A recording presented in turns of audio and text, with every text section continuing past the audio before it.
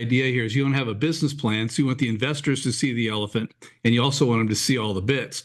And so it really ranges from startup to exit, really, or startup to sale, I would say, because there's all these startups, they all about the pitch deck. Everybody's super excited with their big solution for a problem they haven't figured out yet.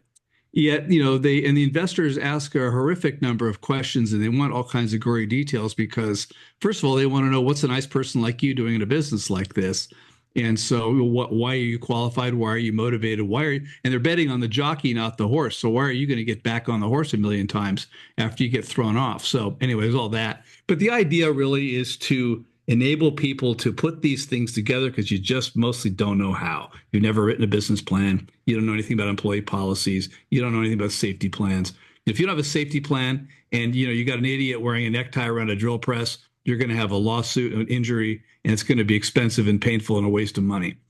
So, and then we have an employee policy handbook with literally more than 200 policies in it. Now, I'm in California. You can understand why that would be. But, we've got all these policies. Again, most people, they build these businesses and they're so busy building the business, they don't really know how to manage it and manage the people and explain to people how things are done around here. And you need something consistent. Otherwise, you end up in court, which is not a good use of money. So, so from the business plan to the marketing plan to the employee handbook to the safety plan, it's all that stuff that keeps you, the plumbing and wiring that keeps you in business and helps you grow the business and explain the business and not have to answer questions over and over and over and over and over again. And it really gets you through to the investors so the investors understand who you are, why you're doing it, what you're doing, and how this pays off. And at the same time, your employees know what's going on. And at the end of the day, I talk to business brokers, and they'll tell you that first of all, most businesses are plain unsellable. And after that, the rest of them are train wrecks behind the scenes. And so we can alleviate all of that, with a good plan that turns into a prospectus to help them explain why this business has got traction and all that, and legs to it, and why it's worth what it's worth, and help you sell it faster. So I started the space that we call Peers on Demand as a way to be able to connect leaders. We had a lot of peers coming to us looking to raise capital, either internally or externally. And the key there is they either want to generate more revenue with more clients internally or get funding, private equity or investors outside. And so I thought, let's put all these people together with great ideas, great initiatives, great connections, and perhaps funding, and be able to put them together in a mastermind group that we call CoVentures.world. And last year we stepped into cybersecurity a lot more. We created a cybersecurity academy training for people to join in and be able to protect themselves, and then also Security World to be able to create some special vertical markets like the healthcare space that is very susceptible to breaches. And along the ways, we had other peers that joined us, Consulting Ace that offers government grants if you qualify, commercial incentives if you qualify, and those are really good benefits. That came out of, I think, when I first heard about it during the pandemic, when the government was giving away a lot of grants, and they still are doing that. You just have to know about it. We also are working with the Entrepreneurs University to do small and medium and large company training, as well as VenOps, focusing on compliance risk management. And they came out with an AI tool that we're focusing to be able to address the medical market that they're targeting, as well as other AI peers, Echo.ai, Savvy.ai, that focus us on employee benefits, either from assessments or healthcare. Also, Continuum Foundation with virtual solutions. Obviously, the blockchain is the foundation for a lot of new virtual technology, NFTs and cryptocurrencies. And so it makes sense to be able to be aware of what's coming down the line with those. Ruba.world in Southeast Asia, opening it up.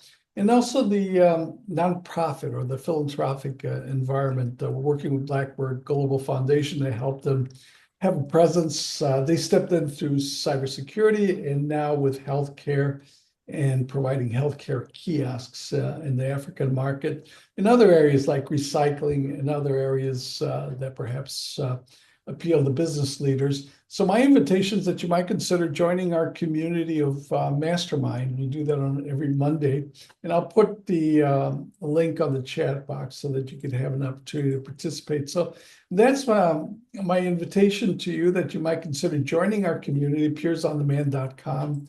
Join any of our events. Today it's for CEOs, and consider joining our World of CoVentures and Mastermind with us. So, or you're the CEO for Business Power Tools. Right. The great way to strategize, write your business plans going forward. Burke, I wonder if you could say more. Now's your time. What kind of tools are we talking about? Who could use it? And what's the big idea coming up for 2025? Burke? Well, I've started out with an idea. I think of the parable of the five blind men and the elephant. Where you get five blind guys feeling up the elephant, and they all come away with a different conclusion. It's a tree, it's a vine, it's a leaf, it's a wall, it's a whatever that schnozola thing is. And you've got all these people on your team looking at your business differently, but does everybody see the elephant? And so part of the idea here is you don't have a business plan, so you want the investors to see the elephant, and you also want them to see all the bits. And so it really ranges from startup to exit, really, or startup to sale, I would say, because there's all these startups, they all about the pitch deck. Everybody's super excited with their big solution for a problem they haven't figured out yet.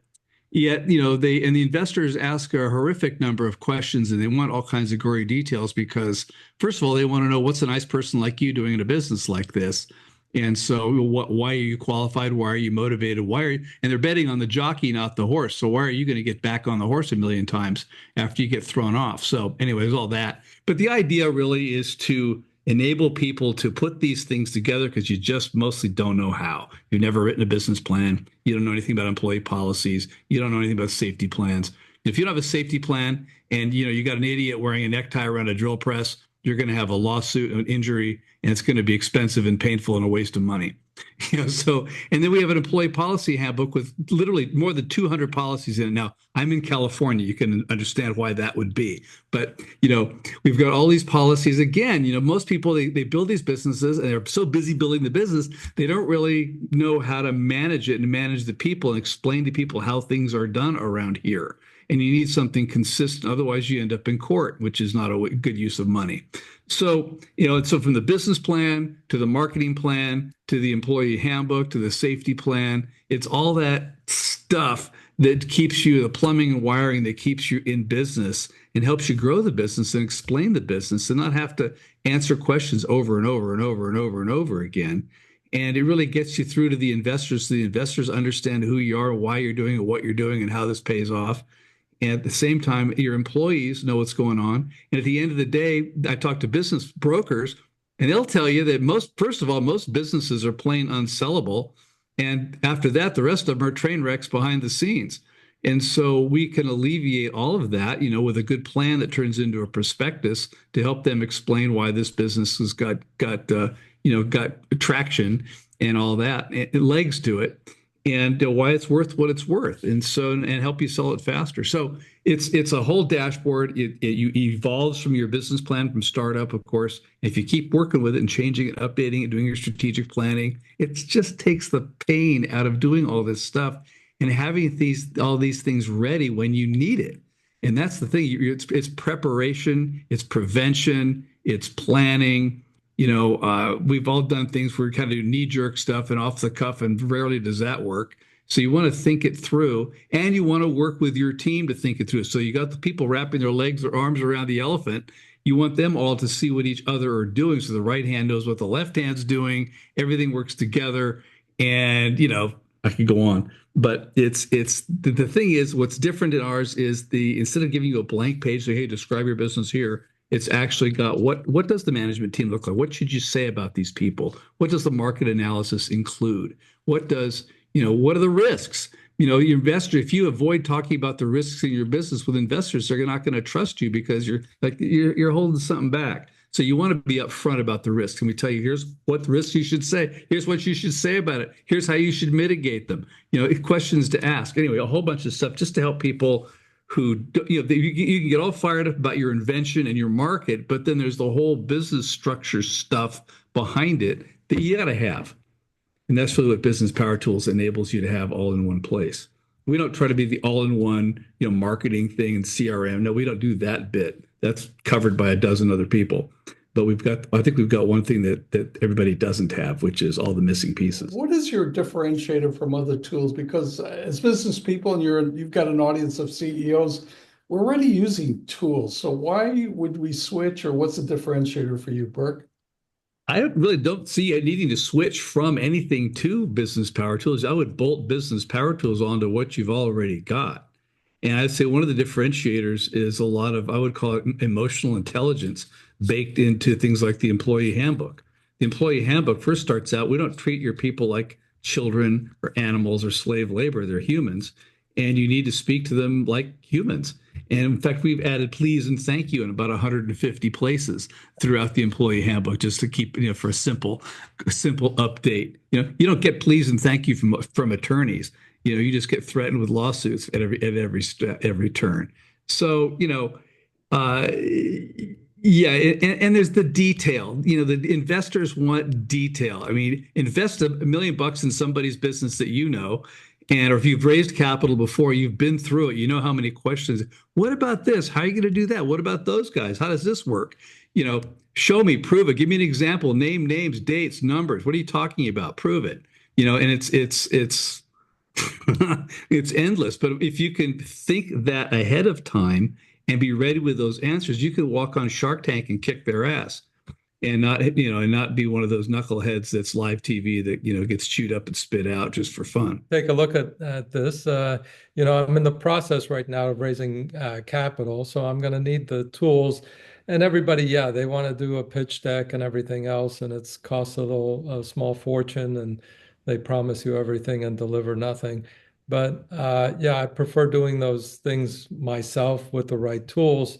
And obviously, that already introduces my own essence into it, so that Yeah. investor or whoever reads it gets a feeling for my mindset and where I'm looking to go. You're So the one they're writing the check to. yeah, I've written too many business plans. I'm tired of it. I need a tool that'll make it easy and just. There's another example right there. If you've done this 100 times, you don't want to do it Sure. again. Let's hear from you, Martin. You are the CEO for Leap, and it's a biotech company. And you created, I think you said for your mother, something for her to recover, a protein alternative, and now you're marketing that. Maybe you could say more. What's your big idea with all of this, Martin, this 2025? I think you're in the right direction, especially with an aging population. Big idea, the opportunity, maybe the challenge that you have to get this out there. But first, the big idea, Martin. All right, so the big idea is anti-aging and recovery from weakened conditions and things like that.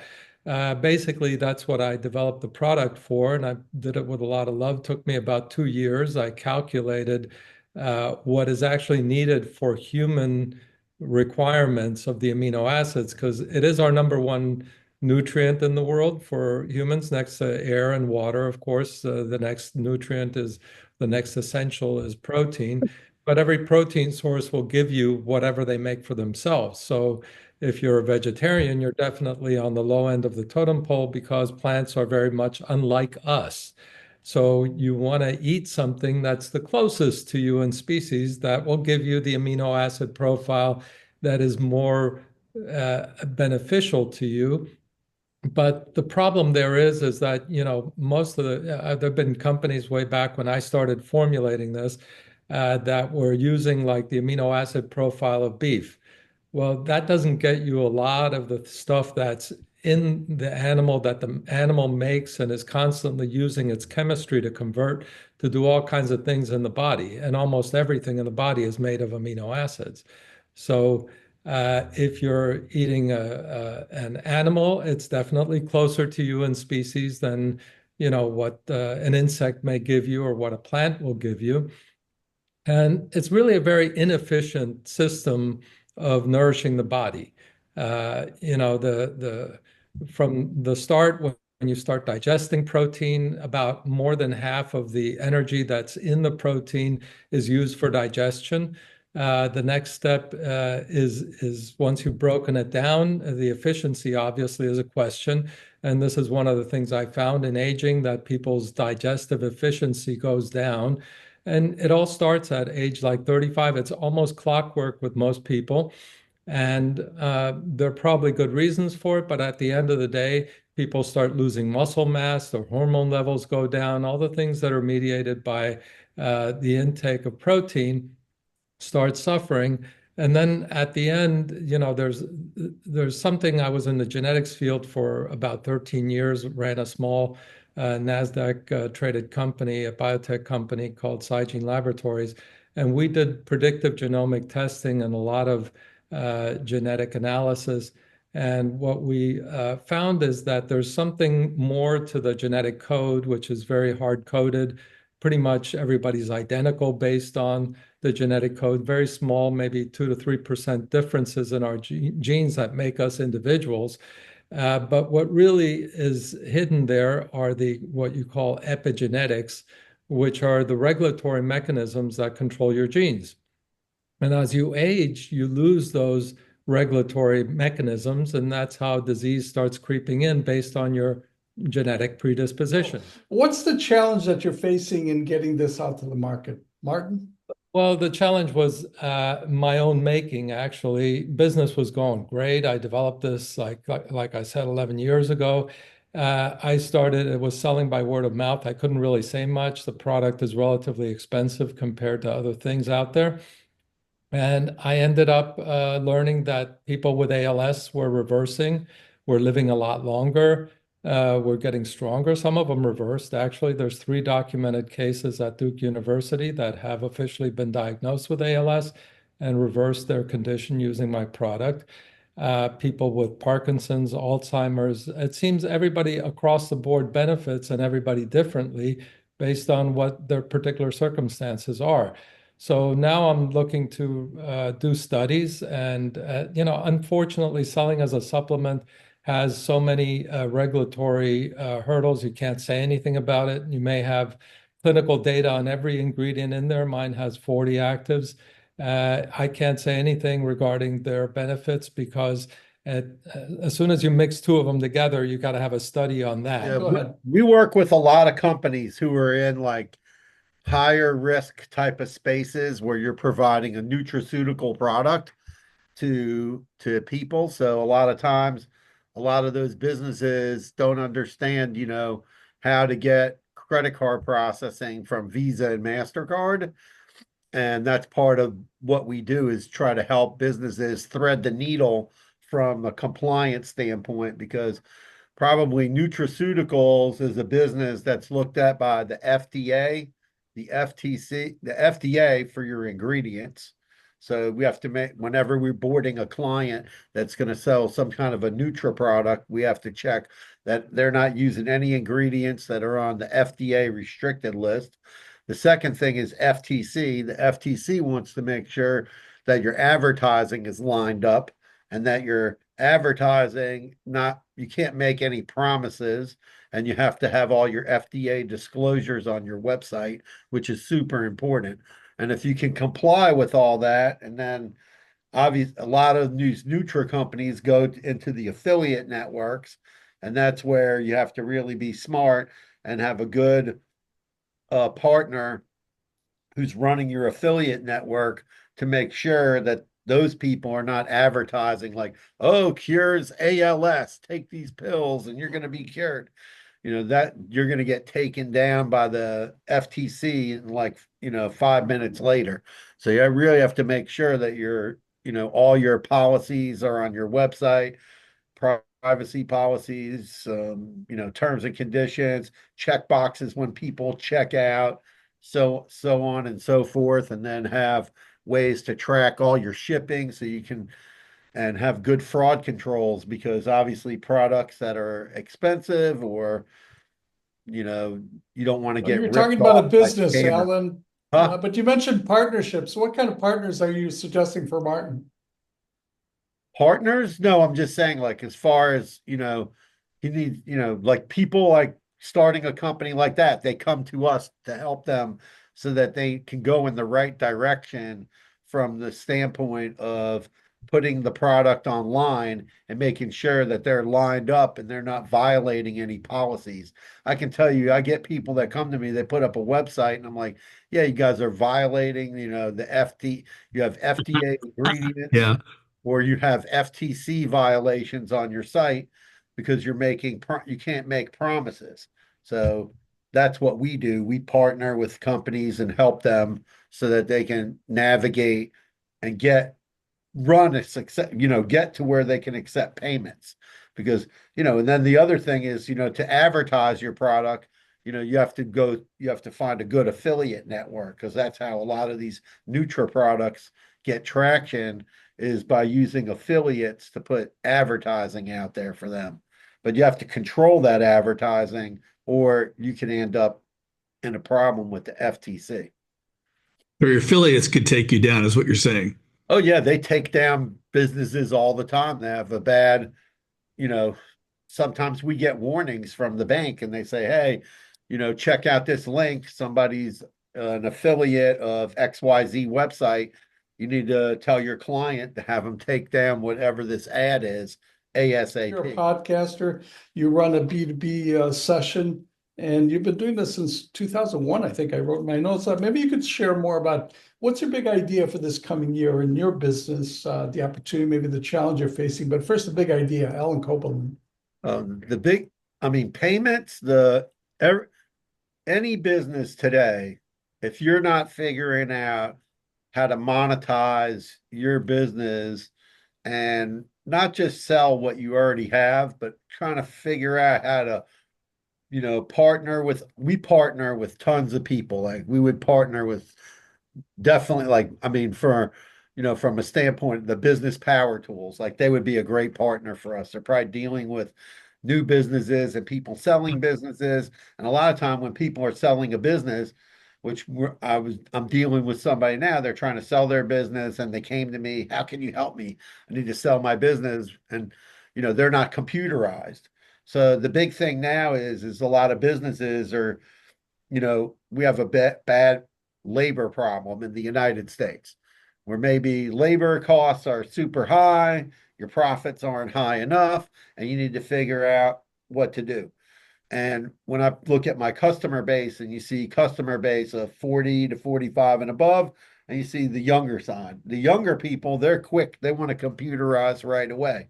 The older crowd, we just went through this. We have a family that own an Italian restaurant, and they never had much more than a cash register in there. They just put in a full-blown computer system because they need it because they're trying to franchise, and they're not going to be able to franchise with a cash register.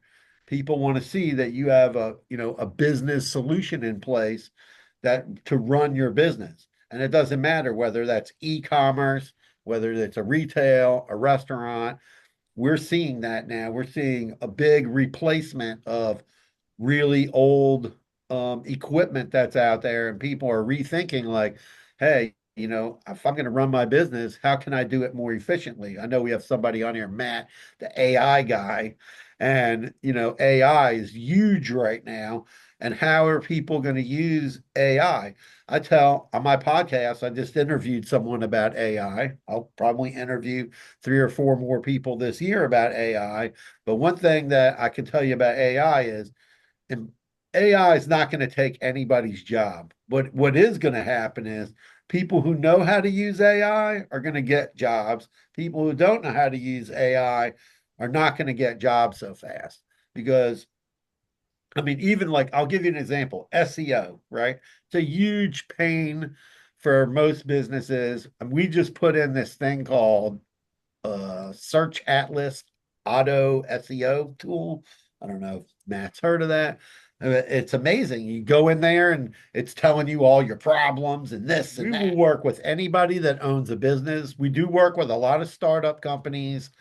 So, we work with any type of business that's looking to figure out, how to, future proof your payment technology and get your business running so that you're not your business is working for you and you can run your business like remotely because you're able to work with technology. So, we're really becoming more of a technology company than a payments company. And also, business consultants and helping people, figuring out like how to put that all together. Where do you Well, let's fit in, open it where up. do you fit in Go the credit ahead. card processing ecosystem? I mean, I'm using authorized.net and it goes through US merchant systems, finally ends up at the bank. It just seems like there's a lot of unnecessary mouths in the food chain along the way. And it nets out costing me about 6% for credit That's cards. I too mean, high. I can help you well, solve that PayPal problem. tells you 2.9%, but they don't tell you that doesn't include what MasterCard and American Express charges. So it's their 2.9. Even the 1.9 from US merchant systems doesn't include the 3 or 4% from American Express and Visa. A lot of people don't understand how the credit card business works. You have Everybody has what's called interchange, which is what Visa and MasterCard get. What we do is, we work with quite a few different banks and processors. So we're able to help different businesses. And obviously, it's just like I'll compare it to this. You go get a car loan, right? And one guy's got a 550 credit, one guy's got 600, and one guy's got 800. Obviously, like Bank of America, every bank's gonna want the guy with the 800 credit score, right? The challenge is the same thing with business. If you're running a Nutra business, a CBD business, or you're doing some kind of, SaaS product or whatever it is, not every bank wants to do business with those companies. So we know who wants to do business with who, and we take our customer, we act as your consultant, we review what you're doing now, and then we try to streamline that. So, because like in the B2B world where you're dealing with businesses, a lot of businesses don't realize like, oh, I can incorporate ACH and then lower my costs down. So we try to, figure out what are you doing? How can we improve it? Not just improve the cost, but also, not just lower your cost, but also streamline your process of how you're doing everything. So, and we're able to do that. And I help businesses every day. It's like my thing. Andrew, big idea Uh, first. all right. Well, basically, the big idea is removing customer acquisition costs from consumer games. Now, consumer games are on a trajectory to hit $665 billion by 2030. And the majority of every game, every successful game's budget is customer acquisition costs. When I say majority, to put it in context, Machine Zone came up with a game on a cell phone, cost them $200,000 to build, cost them $44 million to make it a top seller. That's 99.5% of their budget went towards customer acquisition. And we can get the same results by just using their video game items. And how we do that is we trade their video game items as prizes with the 500 million players a month worldwide that trade prize tickets for prizes that suck in over 80,000 locations around the world. We have a deal to roll into the top 6,000 of those locations with what I'll call a digital vending machine, but it's basically we do the software. They put in a touch screen kiosk to where people, select what they want and trade them for the prize tickets in the arcades. Now, everybody in here has probably been to an arcade one time in their life at least, played skee ball, won a bunch of tickets, and traded them in for the vampire teeth and the 8-year-old Tootsie Roll with dust on it, and the little plastic thing that breaks before you get it in the car. We're talking about trading it for video game items, which is what the modern day player wants. And over a third of the planet, there's like 3 billion gamers out there. So over a third of the planet are video gamers. So, and us being here in the industrialized part of the world, I would say probably half of us are gamers, if not more. Um, so that's how we can reduce, if not eliminate, a lot of player acquisition costs for consumer games because it works off of human behavior. What do you do when you choose a new toy. You're going to play with it. The only way to play with a video game item is in the game that it was made for. So we get to distract and grab the customer's attention with a 30-second, 15-second sizzle reel of the different games, and we have that advantage over the physical items in the locations. So that's phase one. Our biggest hurdle right now, to be honest, is we've had all kinds of shakeups with all the different craziness going on, COVID and everything else. We have effectively a $300,000 hurdle to get over to deliver these kiosks into these locations, which is really a drop in the bucket because each location will net us between $10,000 and $100,000 a month profit once it gets operational. So you put it in there, and I'll say within 90 days, it's fully operational. And at that point, they're pulling in $10,000 to $100,000 a month per. You multiply that by 1,000, you get to incredible numbers. You multiply by 6,000, you get to insane numbers. With that, we will put them in the last round, which was a $3 a share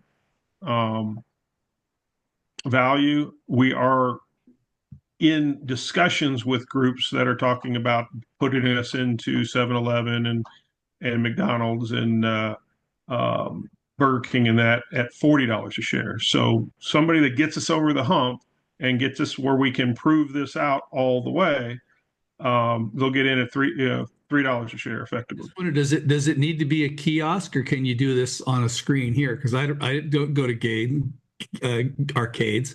I haven't even seen one in the movie theater lately, and I don't know where I would encounter that kiosk. The grocery store maybe, but I mean, there are over 80,000 facilities, and it's actually growing. Family entertainment centers around the world where people trade prize tickets for prizes that suck, and that is just our step one. That's the way to deploy the front end into a known business model that works. Would you because have it's the only place already in place that are showing this, or that we've got to deal with the player the player card systems. They already have kiosks in all of these locations. So for them rolling in another one is a no-brainer. And I mean, the kiosks we're talking about in bulk, are like $1,000. So these things will pay for themselves, within a month to whoever's putting them in. And that the deal is for the distributors to put in their branded kiosks for a piece of the action. But going into the arcades is a known business because it's the only time in retail where people have already spent their money, and we catch them when they're trying to choose what they spent their money on, and our competition there is pure garbage. The business flowing, once we get all the kinks worked out of it and that through the arcades, there's over 80 million public access touchscreen kiosks in the world. Over 80 million. How many of those could have our stuff on it? That's a different question. Okay, I'm the mysterious Patrick Monahan with no video. I'm in the printing world, so that's just an everyday product. People aren't aware of the fact print in the U.S. is a $200 billion industry, and it's a growing industry, growing at about a 4.5 compound annual growth rate. So it's a solid industry. My business model to date has been acquiring other competitors, which has now made me. We're in the digital copier arena. My big idea is there are over 1 million corporate copy centers in the United States. Each one duplicates the space, the equipment, and the staff and inventory of every other copy center. And I estimate it costs a minimum of $94 billion a year to operate these copy centers. Uh, this year, one of my goals, I'm completing a sixth acquisition this week. And this year, one of my goals is to move into a Class A high-rise in downtown Chicago. We're located in downtown Chicago, but move into a Class A high-rise and to offer our services as an alternative to individual corporate copy centers. And we basically, these copy centers utilize their facilities about 30% of full capacity. So we're in a position, their cost per print is off the charts, and we're in a position to sell at retail and save people a lot of money. So that's, in a nutshell, that's the idea. I've written a pro forma and also put together a pitch book. Had zero luck with it, and but I've kind of gotten through that part of the process. So the big idea is to try to take that, do it here in Chicago, and then scale it nationally. Scale both the idea of acquiring and consolidating print shops and outsourcing corporate copy centers. I'd point out that in our very, very small sample with the 6 shops we've done, we've eliminated 44 FTEs. We've eliminated about 40,000 square feet of rentable space. We've eliminated, I think, 39 machines. And the leaders in our industry average about $184,000 revenue per employee. We're at close to $600,000. So our model works. And right now, it appears to me from my exposure to private equity, they only seem to be interested in pre-revenue tech startups and cannabis companies. So I haven't had any luck there, and I'm back focused on the knitting. Well, anybody that's looking for a short-term ROI will pay attention to you, Patrick. Now we're talking about Riverside Graphics, correct? Yes. Yeah.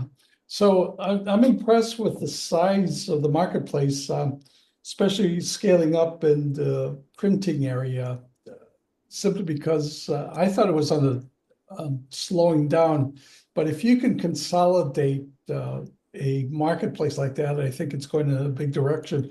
What is your big challenge to getting that picture done, Patrick? Well, as to date, all of the funding has been through me, through the Bank of Pat. And it would be helpful at this point to have additional capital plus know-how to scale up on a national basis. How much capital are we talking about? I mean, this sounds stupid. Maybe it's because I am stupid, but I'm not absolutely sure how much capital. I mean, I think it would be a conversation with an investor who would say, I think you need this much. I think this is what needs to be, where it needs to be deployed and so on. Well, it depends on the size of the dream. If you're talking about taking over the US fragmented marketplaces, then that's a huge dream. Let me open it up to see if anybody can help out or provide some thoughts, ideas, comments for Patrick. Anybody? Yeah, one area that you can actually create is a network across multiple cities using AI community, and that's what we do. So that also basically will provide saving, efficiency, and actually lead generations across the board. And also get more investor excited because now you got some AI components in your business and provide a national coverage across the board. Yeah. Our big idea is really leveraging your customer and partners network ecosystem and turn it into a referral engine to save money on customer acquisition costs. The way we do it is like taking the same playbook from BNI. We have a virtual expo network. We call it Smart Collaborative Network, that we actually build out a smart community where you're bringing all your customer and partners together and then actually promote everyone business, just like what you're doing right now, but it's virtually 24/7. We actually fully integrated with Zoom, so we can actually turn Zoom into an expo 24/7. In fact, for Martin, we actually have a health and wellness network that you can actually we're more than happy to invite you to join us. Same thing for Alan. We can Oh, I'm help in. everyone to collaborate and help everyone to save more money besides the payment system and save 80% of the digital marketing costs. So I post my link and also newsletter article in the chat. Please connect with me and love to talk to you more and see how we can help everyone to save 80% of digital marketing costs and also save. Now we talk about the DeepSeek. There's open source so that you can have your own server using the open source and save 80% of AI compute as well.